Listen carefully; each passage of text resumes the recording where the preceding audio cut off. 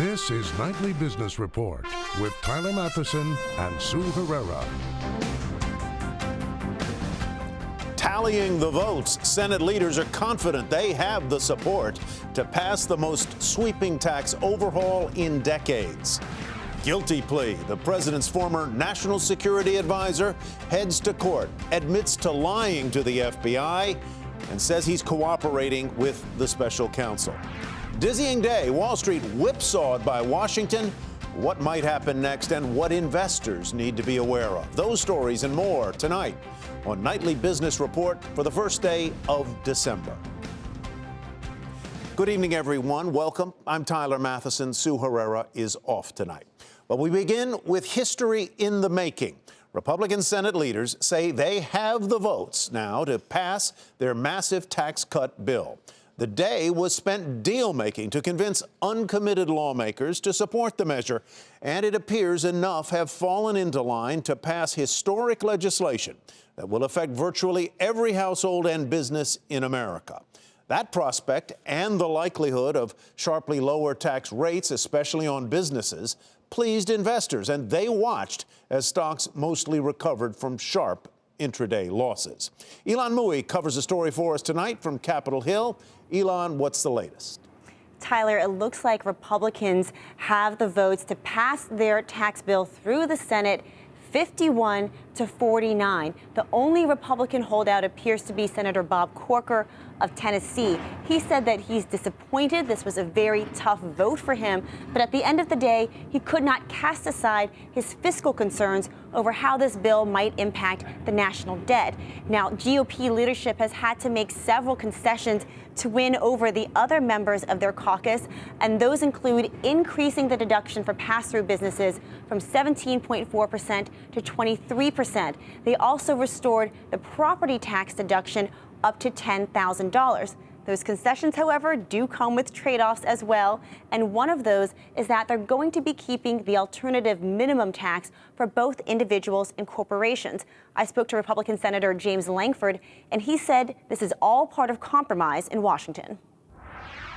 It was really a trade-off for to be able to get to lower rates, to be able to make sure that we still have the revenue. No one wants to be revenue negative in the sense that we increase deficits. We want to be revenue neutral, bring down the rates, allow more economic activity to happen to be able to compensate for bringing down the rates.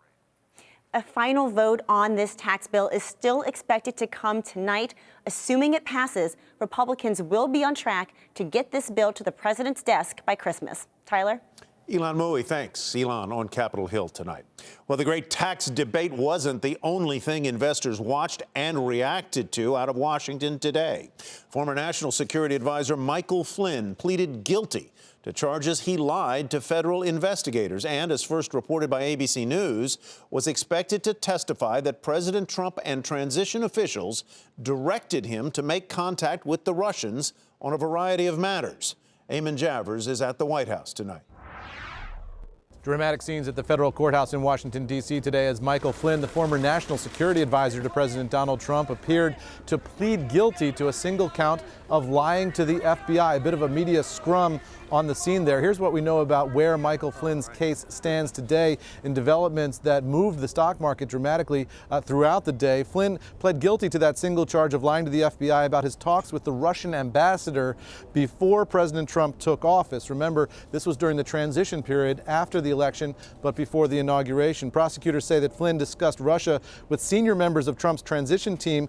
Among them was Jared Kushner, the president's son-in-law, according to NBC News. The White House attorney saying that nothing about this guilty plea implicates anyone other than Mr. Flynn himself. The White House attorney Ty Cobb also going on to say the false statements involved mirror the false statements to the White House officials, which resulted in Flynn's resignation in February of this year. You remember that Michael Flynn was fired for apparently lying to the vice president of the United States. Now, though, the significant development here is that Michael Flynn is cooperating with the special counsel's office. That could be ominous news for the White House. It's not clear what information Flynn has that would be of value to Robert Mueller, the special counsel, but he is cooperating, and that cooperation could go on for some time. For Nightly Business Report, I'm Eamon Javers at the White House. And late today, there were additional reports that former Deputy National Security Advisor K.T. McFarland spoke to Michael Flynn about his contacts with Russian officials. Well, those two events out of Washington created a tug of war on Wall Street today, big time, resulting in a turbulent day for investors. When all was said and done, the Dow Jones Industrial Average dropped 40 points to 24,231 after being down more than 300 points midday. The Nasdaq ended off 26. The S&P 500 fell 5. Bob Azzani was in the middle of all the wild action at the New York Stock Exchange. Talk about a turbulent day for the markets. We haven't seen this in quite a while. The markets have been fixated on global growth, record earnings, and the prospects for tax cuts. But traders have spent almost no time thinking about the risk in the market for President Trump's potential legal troubles. We dropped 350 points today when ABC reported that Mike Flynn was prepared to testify against President Trump and that Trump directed him to contact the Russians.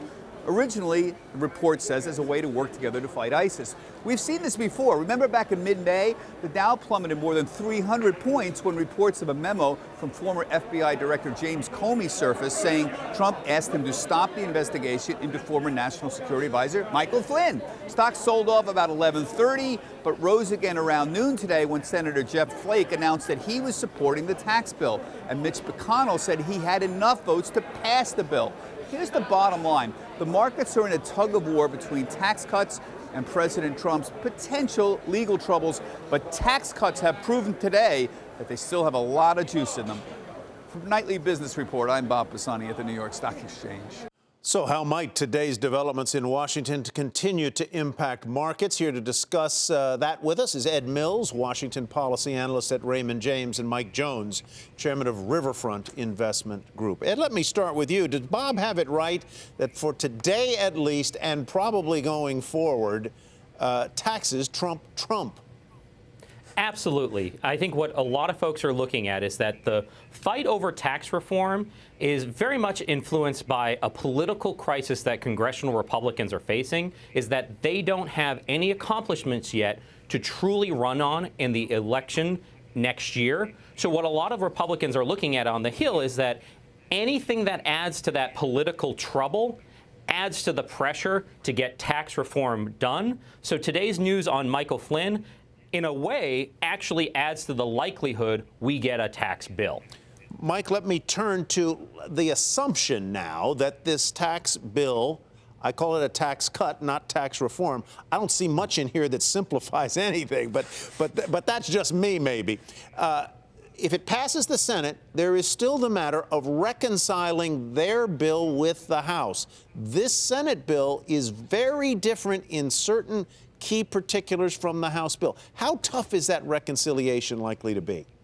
Well, I think that one of the biggest obstacles to the reconciliation was actually solved today, because I think that $10,000 in deductibility of state property taxes, if that was not in the Senate bill, that would be a very difficult pill for Republicans from blue states with high taxes. That'd be a very difficult pill for them to swallow, because essentially they'd be saying to their middle class voters that your taxes are going to be going up, not down, in our tax reform. So I think by putting in that $10,000 deductibility for property taxes, the Senate has really smoothed the path for getting a reconciliation done.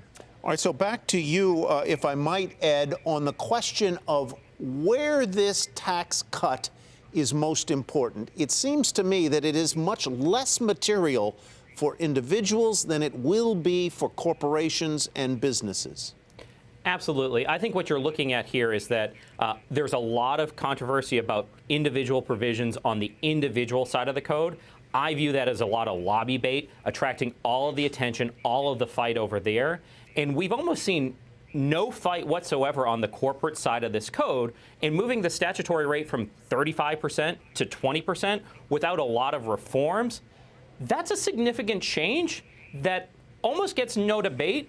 And so kind of to the extent that congressional leaders can keep that debate quiet and have all of the fight on the personal side of the code, they keep the eye on the prize, getting this tax bill done, especially the corporate side of the bill. Mike Jones, let's turn back to the matter of Michael Flynn and his guilty plea today, the indication that he is cooperating now with the special counsel Mueller.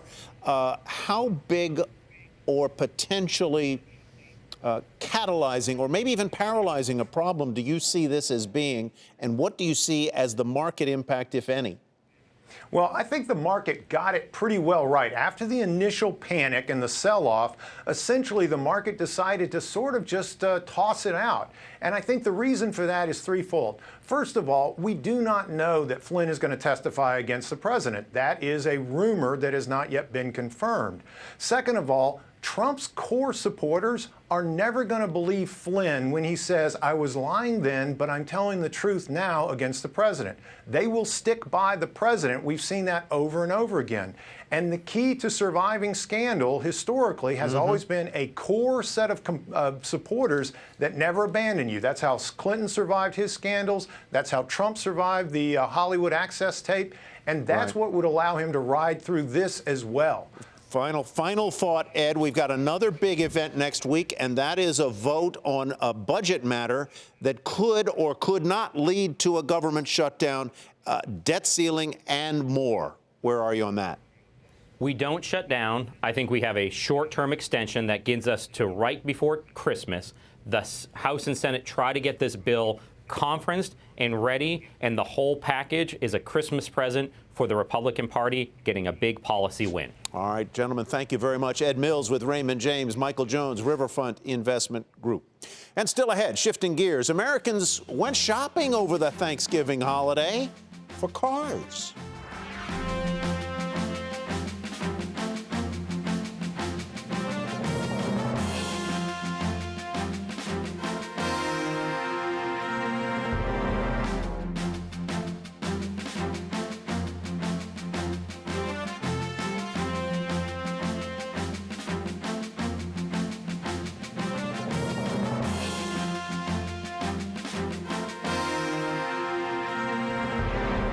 Manufacturing activity expanded last month on an increase in production and rising orders.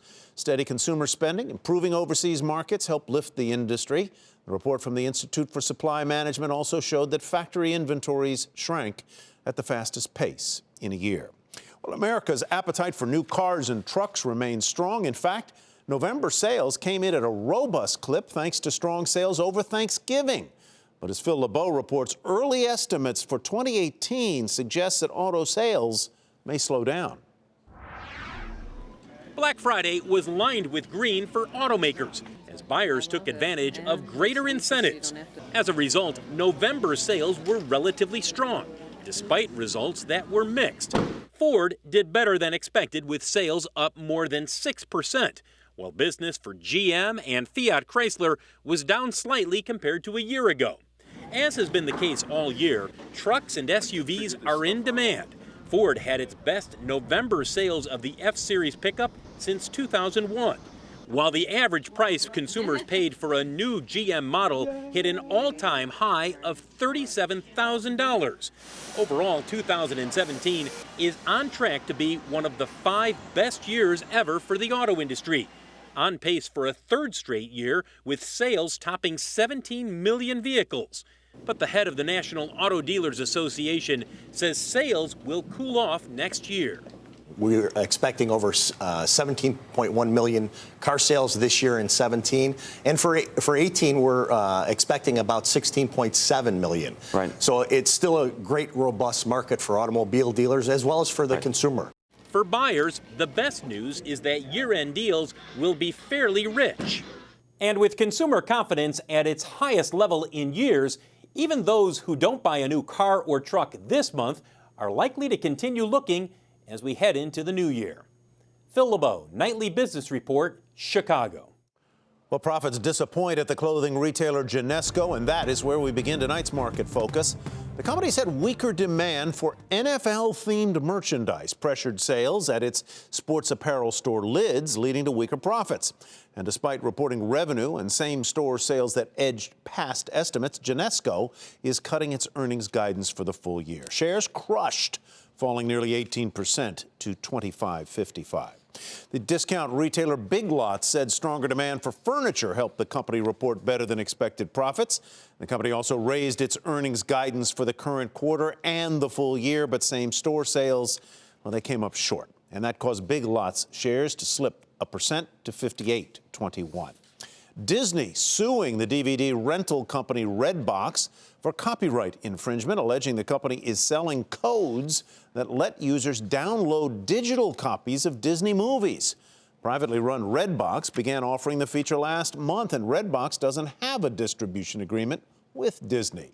Disney shares up fractionally at $105.25. Meantime, holiday shopping at Macy's off to a robust start. The retailer said it would hire an additional 7,000 workers to keep up with foot traffic. Macy's initially said it would hire 80,000 employees for the period, down from last year's 83,000. Macy's shares up more than 1.5% at $24.19.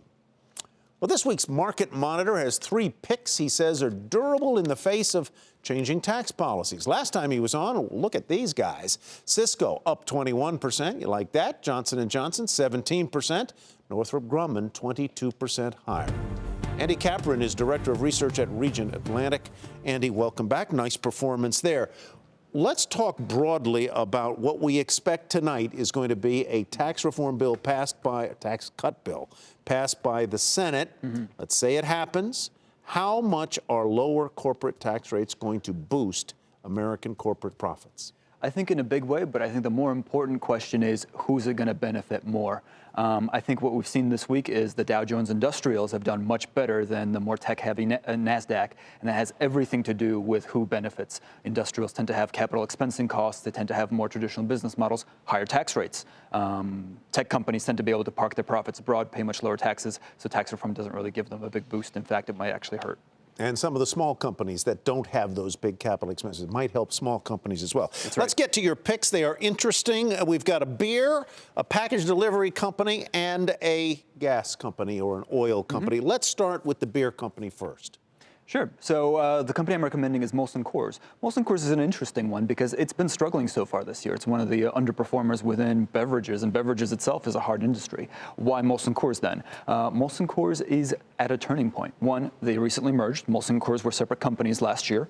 That helps bring the cost structure down. The other thing that they're doing is they're pivoting towards more niche beer brands and away from the big broad Coors or whatever. Exactly. So Blue Moon, for example, is one of their brands that's actually growing as opposed to stagnating. Oh, I like that one. That's actually a good one. It is a very good one. So you want beer, you got to have it delivered. FedEx. That's right. So FedEx describes itself as an e-commerce company on steroids. That's really what they are. They benefit from a lot of the trends in consumer shopping, which is we want to have it delivered to our door. We don't want to go to the store anymore. But they can actually do it profitably.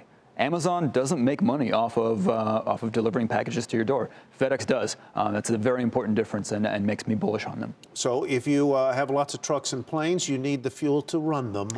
Total is your choice in that area. Total. I like European oil giants much more than American ones. Why? Well, one is you don't have to worry about what tax reform does. Tax reform could be good, it could be bad. The other reason is they're cheaper. After a number of difficult years in Europe and abroad generally, they've gotten materially cheaper than the Exxons and Chevrons of the world. Makes Total a bargain. Andy, continued good luck to you. Thank you, so Tyler. We've got Total, FedEx, and Molson Coors. That's right. Andy Capron, thank you. All right, coming up, our business school students choosing Bitcoin careers over Wall Street.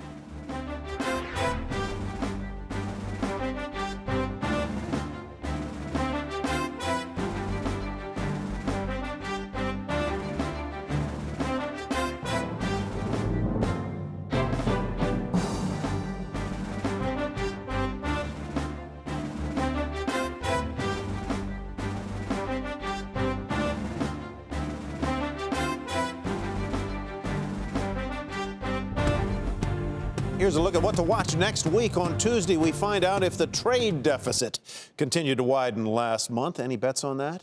On Friday, investors will focus on the November jobs reports. And also Friday, we get new data on how consumers feel about their financial health and the economy. That is what to watch next week. Well, regulators will allow the world's largest futures exchange to list Bitcoin futures contracts. The CME and the CBOE will become the first traditional regulated exchanges where Bitcoin-related financial contracts can trade. That could open the door to added regulation, but some say it could also lead to more mainstream adoption of the controversial cryptocurrency. Well, graduate students at some of the country's most well-known business schools also have a growing interest in Bitcoin, and it's impacting their career decisions, steering them away, in some cases, from traditional Wall Street. Seema Modi is at the Wharton School of Business in Philadelphia.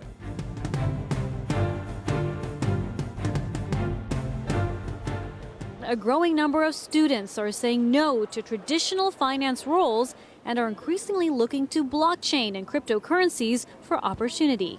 Quite a large number of students in the class who I've seen come from private equity, hedge fund, consulting, those traditional backgrounds, and have foregone the chance to go back to that traditional path and instead are looking at how best to immerse themselves in the blockchain and cryptocurrency world. Earlier this year, Stanford MBA student Robbie Michnick, along with other classmates, wrote a letter to Stanford faculty requesting a class to be taught on blockchain. Stanford was quick to respond. The first comprehensive class on blockchain and cryptocurrencies will be taught in spring of 2018. A similar story is playing out across the country at Harvard Business School. Colleagues in finance, in entrepreneurship, in strategy, in technology and operations, all thinking about, how do we think about the blockchain and the set of questions it raises in our disciplines, and the demand from the students, I think, surpasses that. As students prepare to enter the corporate world, data shows that employers' interest in blockchain experience is rising. Global freelancing firm Upwork says blockchain was the second fastest growing skill in the third quarter out of more than 5,000 skills on the platform. In fact, Upwork saw an astounding 2,600% jump in freelancer billings for blockchain compared to the same time last year. As demand grows, business school students across the nation are launching blockchain clubs to learn, collaborate, and connect with like-minded individuals. Students are now approaching the critical recruiting season, which kicks off in early January. It will serve as a real-world indicator as to whether students can land a job that utilizes blockchain technologies. Some say this field offers more promise long-term than a traditional role in finance. My immediate goal is to work for like a blockchain incubator or like a venture fund, investing in blockchain companies. I'm looking to transition to the technology space, and blockchain is something which I'm looking at keenly. Mostly because I see it as the next wave of disruption. In the next 20 years, there's going to be a whole host of applications that we can't even dream of today. Still, some business school students prefer playing it safe, saying they're skeptical of Bitcoin's rise and all the hype surrounding blockchain. They also say the lack of regulation and central bank oversight is a major concern. Everyone's looking for the popular trend. I've definitely heard of people that were in investment management that want to sort of go to more blockchain, Bitcoin type, because it's a sort of, it's a different risk-return profile. It's a higher upside. Now I'm still a stocks guy, but I think I look more at the fundamentals. But Wharton Business School professor Kevin Werbach says over time, this technology will prove to be indispensable. I think of blockchain very much like the internet 20 years ago. We're going to look back 20 years from now, and it's going to be hard to talk about any company of any size, and maybe really any company at all, that doesn't have some application of blockchain technology. For Nightly Business Report, Seema Modi in Philadelphia. Fascinating stuff, and you can read more about Bitcoin and blockchain at business schools on our website, nbr.com. Before we go, let's take another look at the Dow's crazy day. Word late morning that National Security Advisor, formerly Michael Flynn, pleaded guilty to charges he lied to federal investigators in an ABC News report that he was expected to testify that President Trump directed him to make contact with the Russians. Well, that sent stocks into a tailspin, as you see on that chart. The Dow falling at one point more than 300 points, but stocks then regained most of their losses, when Senate Republicans said they have the votes to pass their tax bill, closing slightly lower at the end of the day. Well, that's Nightly Business Report for a very busy Friday. I'm Tyler Matheson. Thanks for joining us. And we want to remind you that this is the time of the year that your public TV station seeks your support. We thank you for watching, thank you for your support, and have a great weekend. We'll see you Monday.